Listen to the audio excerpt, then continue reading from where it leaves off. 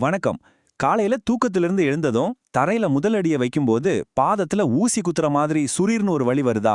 அந்த எரிச்சலான காலை நேர குதிகால் வலியே எப்படி சமாளிக்கிறதுன்னு தான் இன்னைக்கு நாம இந்த விளக்க தொகுப்புல பார்க்க போறோம். உங்க வலியை புரிஞ்சுக்கொள்வதோட மட்டும் இல்லாம வீட்ல இருந்தபடியே நீங்க ரொம்ப சுலபமா செய்யக்கூடிய சில தீர்வுகளையும் பயிற்சிகளையும் நான் உங்களுக்கு சொல்ல போறேன். ரொம்ப தெளிவான அறிவியல் பூர்வமான விளக்கங்கள் உங்களுக்காக காத்துக்கிட்டு இருக்கு. சரி, வலி இல்லாத ஒரு காலை பொழுதை எப்படி உருவாக்குறதுன்னு தெரிஞ்சுக்கலாமா?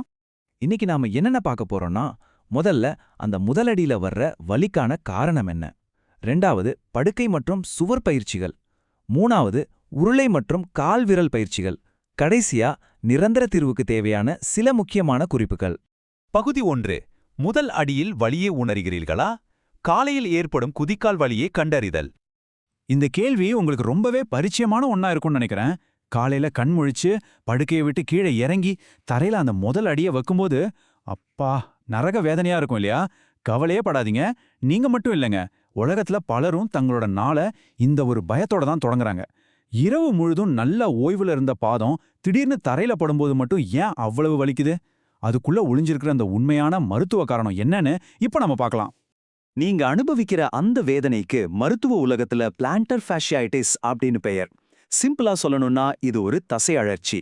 நம்ம பாதத்துக்கு அடியில ஃபேஷியா அப்படின்னு சொல்லப்படுற ஒரு தடிமனான திசுக்களின் தொகுப்பு இருக்கு. இதுதான் நம்ம பாதத்தோட வளைவை தாங்கி பிடிக்குது.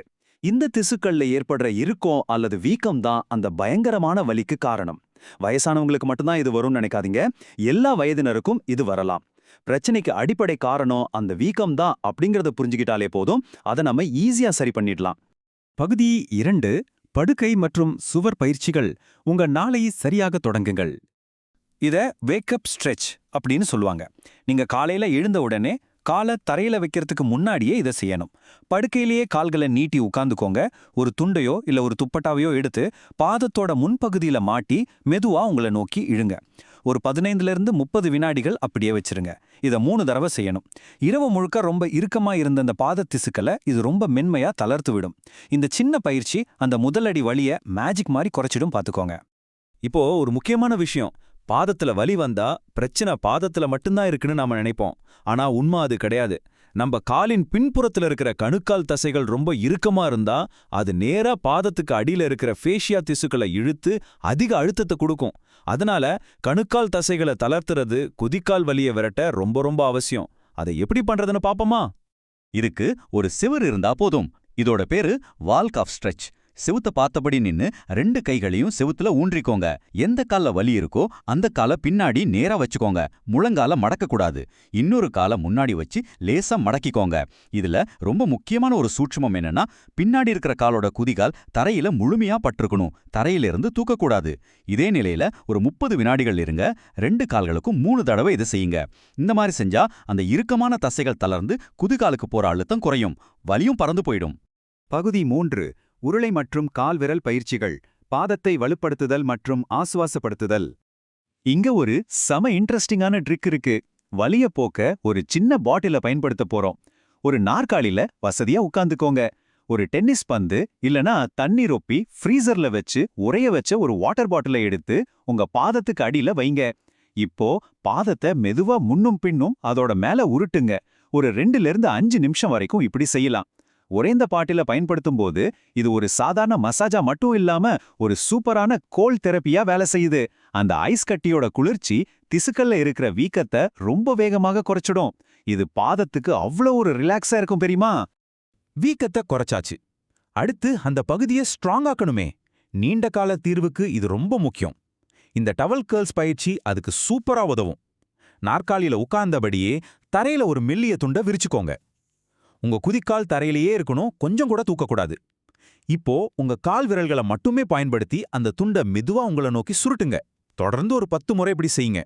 பார்க்கறதுக்கு ரொம்ப சிம்பிளா தெரியலாம், ஆனா இது உங்க பாதத்தோட வளைவு பகுதியா பயங்கரமா வலுவாக்கும். பாதம் வலுவடையும் போது அது உடம்போட எடையை சீராக தாங்கும். இனிமே வீக்கமே வராம தடுத்துடலாம். பகுதி 4. முக்கிய குறிப்புகள் மற்றும் தீர்வுகள். நிரந்தர நிவாரணத்திற்கான வாழ்க்கை முறை மாற்றங்கள். பயிற்சிகள் ஒரு பக்கம் இருந்தாலும் நாம செய்ய வேண்டிய தவிர்க்க வேண்டிய விஷயங்கள் சில இருக்கு. முதல்ல வீட்ல வெறும் கால்ல நடக்கிறத உடனே நிறுத்துங்க. தரையோட கடினத்தன்மை உங்க பாத திசுக்களை இன்னும் மோசமா காயப்படுத்தும். அதுக்கு பதிலா வீட்ல போடுறதுக்குன்னே ரொம்ப சாஃப்டான எம்சிஆர் செருப்புகளை வாங்கி பயன்படுத்துங்க. அடுத்து, அதிக நேரம் ஒரே இடத்துல நிக்கிறத தவிர்த்துட்டு கொஞ்சம் அப்பப்போ உட்காந்து ஓய்வெடுங்க. இன்னொன்னு, உடல் எடை அதிகமா இருக்கிறதும் பாதவலிக்கு ஒரு முக்கியமான காரணம்.